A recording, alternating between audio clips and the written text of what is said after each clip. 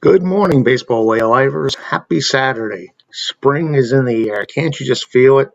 Yes, officially, we're now in spring. And that can only mean one thing. We're getting closer and closer to the big day, opening day. It is now just, 12 days away.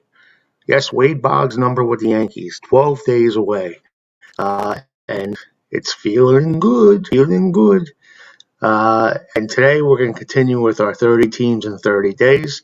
Today we're going to be spotlighting the Tampa Bay Rays. First of all, I want to say congratulations to the Tampa Bay Rays on their American League Championship pennant last year and making it to the World Series and making the 2020 baseball season fun. Who expected Tampa Bay to be in the World Series? Not many of us, and I think that's always a good thing for baseball. And the thing I liked about Tampa Bay was it was truly a team effort. And that's just the way Tampa Bay plays. I mean, I think they are now the Moneyball team. They've bypassed the Oakland A's. They just seem to keep putting out players there who aren't household names, who you wouldn't recognize on the street, and they just keep getting the job done year after year after year. And the last 3 years have been quite a ride for Tampa Bay and their fans. Now, I know it's tough to get attached to players because they end up leaving for, I guess, financial restraints that the club has, and Blake Snell and Charlie Morton are now gone. But there's always something in the pipeline with this team, and you never, ever count them out, and I think this is going to be one of those years again. Randy Arozarena was a top prospect last year, but he really skyrocketed and became the man in the playoffs last year. And there's going to be high hopes for him, and I think he will be a centerpiece of this Tampa Bay team. High hopes are held for him. But the beautiful thing about this is they are built around solid players, versatile players who are basically team-first players who do what it takes to win on the ball field. And I'm talking about guys like Brandon Lowe and Mike Brousseau and Joey Wendell. I just love watching these guys play. Solid fundamentally, and they just know what to do to win the ball game. And the good thing for you Rays fans is, and I thought he'd be starting the season with him, but I don't know if this is one of those things where they're looking for another service year out of him or not. But Wander Franco is on the horizon. And if you follow minor league baseball, you know that he's been like the number one player in minor league baseball the last few. Well, there was no minor league baseball last year, but he was the top prospect coming into this season as opposed to seasons prior. I mean, I expect big things from him, and I just saw a couple highlights of him this spring where he can really smack the ball, and he's a defensive whiz, and it's just going to be fun watching him. And the pitching staff, we know Tampa Bay has their unique ways. They believe in the starter and letting pitchers pitch. There is no such thing as like a everyday starting pitcher, but when you have a guy like Tyler Glasnow on the team, as one of your starters, then yeah, you milk this guy because he's as good as any reliever after 3-4 innings. So he's a bona fide ace on any team. And the reason why is he can just get the job. I love watching him pitch, and I think he's even a Cy Young Award candidate this year. And he's going to help people forget Blake Snell and Charlie Morton this year. Not that he didn't last year, but he will rise to the occasion, I think. I said, pitching is interchangeable with the Rays. They're solid all the way through. They know how to work their pitchers to make them the most effective in the best situations. And they have three relievers who are interchangeable as being the closers. Pete Fairbanks, Nick Anderson, Diego Castillo. I think they'll probably go with Fairbanks more often not to close out a game. But I'm a big fan of Nick Anderson. This can bring it. He's a good power pitcher, and Diego Castillo can get the job done. So with all three, you never go wrong. But I lean more heavily towards Nick Anderson, but I think the Rays may be leaning towards Fairbanks. We'll see what happens there. Now, before we go any further with the 2021 Rays, let's go back into the history of the Tampa Bay Rays. They were an expansion team formed in the American League in 1998. And unfortunately or fortunately, their home field has been Tropicana Field since 1998, and a lot of people are not fans of Tropicana Field. Say it's an eyesore, it's bad for baseball, it's just not aesthetically pleasing. But But what are you going to do? That's a situation the Tampa Bay Rays are in. I think the bigger problem than the stadium is the location. It's just very difficult traffic-wise to get to that ballpark. Uh, even if you live close by, I hear horror stories. I've never been there of it taking like an hour to get there, even if you live locally. So just due to the fact that it's an inconvenience to get to, I think that's one of the reasons why people stay away. And I think, again, it's the old Florida syndrome. You just have too many things to do. And during the summertime, you may not necessarily want to be indoors. So hopefully that new stadium project is coming through. It looks like they want to make it unique. We only see 25, 26,000 people. So like a huge hockey arena. Just make it very intimate. And if they do, they can have a big home field advantage, but that's looking into the future. The one thing I don't want to see is the Tampa Bay Rays moving to Montreal or splitting their time with Montreal. I always believe, and you can see this for all franchises in the last 50 years, San Francisco Giants, you can go right down the list where people gave up on them. But you put them in the right circumstances, they blossom. Giants used to have 3,000 fans a game in Candlestick, and they were tough tickets in ballpark when they became a good team and moved to a new ballpark.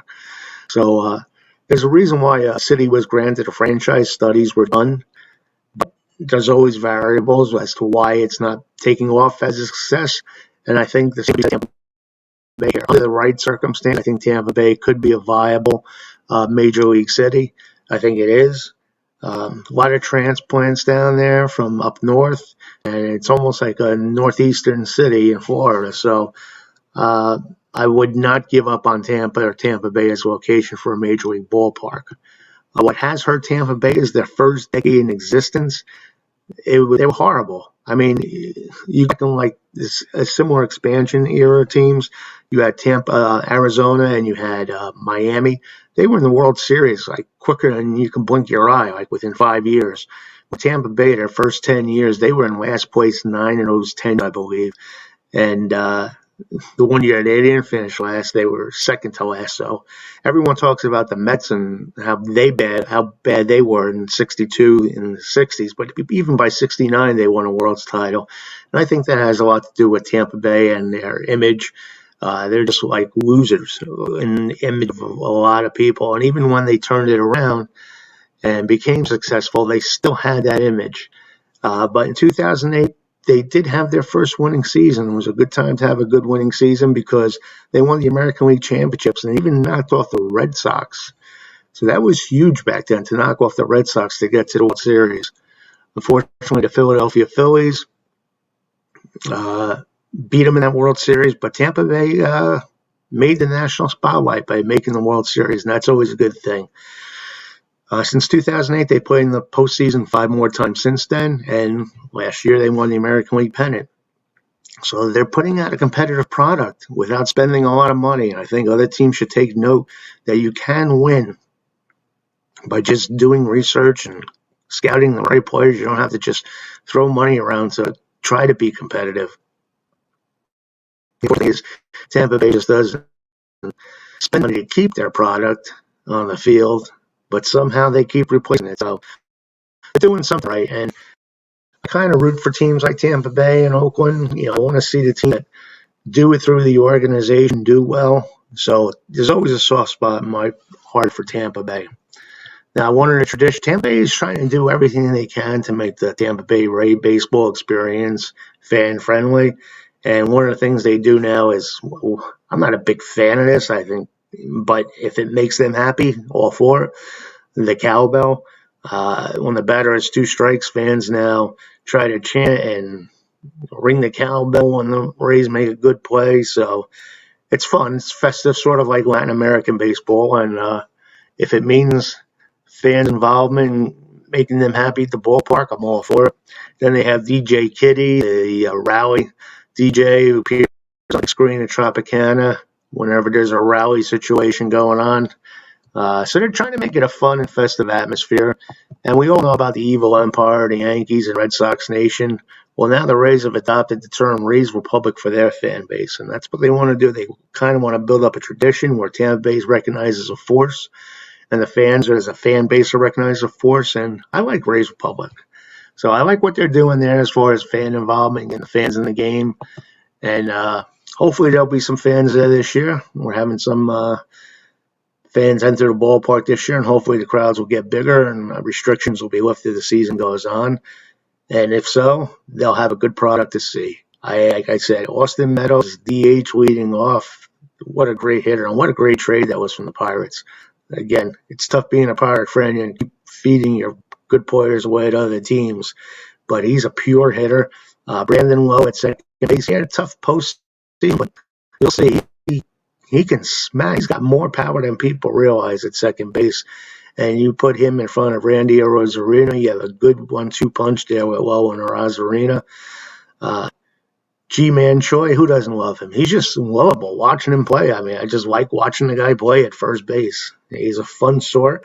Manuel Margot in right field. Joey Wendell, great baseball player, great baseball mind out there at third base. Willie Adames at short. Kevin Kiermaier, Mr. Leather out there in center field. And Mike Zunino, kind of the weak spot at catcher, but I think there's a couple of catching prospects in the horizon, so it'll be that gloomy at catcher going forward for the Rays. But each one of these players has a unique personality, and if you watch Tampa Bay on a regular basis, you'll begin to like watching these guys play. I think a lot of America did last year in the postseason. The projected bench lineup, Mike Russo, Yankee fans, I know you guys love him. He's probably the big bad off the bench. Yandy Diaz, first base, third base. Francisco Mejia, they got in a trade, and he has a chance to battle for that catching position. And Yoshi Tsutsugo is infielder, outfielder. So a lot of interchangeable parts on the Rays, but I think this is solid 8. The starting lineup is solid the way it is with DH and the everyday players out there for now. We'll watch out for Wander Franco. We'll get to that in another minute. Starting rotation, Ron Glasnow, like I said, he's a potential Cy Young Award candidate. And Ryan Yarbrough is a lefty. He could start on my team any day. And then Chris Archer, we're still waiting for him to reach his potential. But I think the potential is there for Chris. He kind of reminds me of Marcus Stroman, where he gives it all, and he's got a lot of juice behind the ball, but sometimes he just can't put these things together. So hopefully Chris bounces back to his old ways with the Rays, and he'll do well. And Rich Hill, he's never been really an ace, but he's always gotten the job done, a hard-throwing lefty, and he's a veteran. And like I said, a lot of innings aren't going to be expected from these guys because that's just the way Tampa Bay plays. So him being a 5-inning pitcher as well as Michael Wacha, who they signed. They saw something in Michael Wacha. And a lot of guys who analyze this say Wacha's numbers were deceiving last year. He's still got a lot left in the tank. So we'll see with Rich Hill and Michael Wacha. Maybe they can be good reclamation projects for the Rays, and we'll take it from there. But it seems like I never doubt the Rays. If they signed these guys, there was a reason for it. And like I said, the bullpen is a 3-headed monster as far as closers with Fairbanks, Anderson, and Castillo. Then you have Ryan Thompson, Chaz Rowe, Ryan Sheriff, and Cody Reed as your guys who are going to people and the closers. So you know how Tampa Bay does it. We'll be seeing some of these guys being a designated starter at one time or another. And the good thing is Tampa Bay, they'll be competitive this year, but there's a lot on the horizon. A lot of these teams that are bad, you're hoping for 1 or 2 prospects down the line to stick. But the future is looking bright for these Rays. And with Wander Franco at shortstop, he may be there for years to come. I think that's going to be the one player they may have to lock up big time. And then the other guy, Louis Patino, he is going to be a stud pitcher. You watch. He'll probably all these guys have the potential coming up this year sometime. But Louis got stuff, and it wouldn't surprise me if he's the ace on the team in a year or two. As well as Vito Brujan at second base shortstop, another highly regarded prospect, and he could be the Keystone Cop with Wander Franco in a year or two. That's how good these guys are. Josh Lowe in the outfield is a pure hitter, and high hopes for him. And Brendan McKay, another one of these guys that is a starting pitcher and can hit the ball like anything, and he's projected to be a starting pitcher and DH somewhere down the line. One of these guys that I don't know how they're being developed this year, but they can both pitch and they can hit and they can play every day. So That's my prediction for the Rays, and I actually think the Rays are going to make the playoffs again this year. I just think it's a solid baseball organization with solid players out there all the time. They just know how to develop these players and have the winning ways, and it's going to be tough competing against the Yankees, but a wild card spot. I'm trying to figure out who the other potential wild cards are, and I like the Rays' chances just as much as anything. But you never know.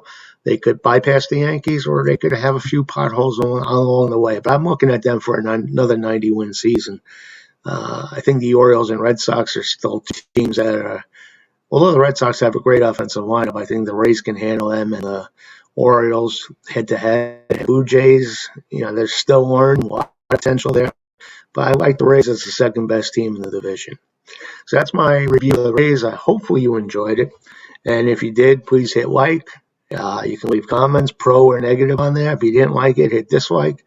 And if you're not a member of the Facebook group, Baseball Way of Life, please go on Facebook, search for it, and join. We'd be happy to have you. And if you are a member of the Facebook group and seeing this video, because I do one of these a day on the Facebook group, subscribe to the YouTube channel. You'll be alerted every time we do one of these. More often than not, we're doing multiple ones a day. Like I said, I always put one up on the group.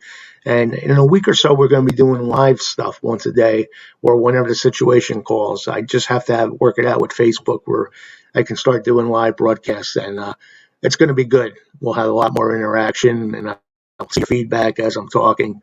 So I'm looking forward to that. So stay tuned for that. That'll be in a week or so. I got to find out what the date is from Facebook there. But it'll be happening. So, again, thanks for everything, guys. The best. Facebook group is the best. And love you guys like you would not believe. So have a great day. Enjoy the weekend. Warmer weather and baseball's on the horizon. Play ball. And as always, remember, adios.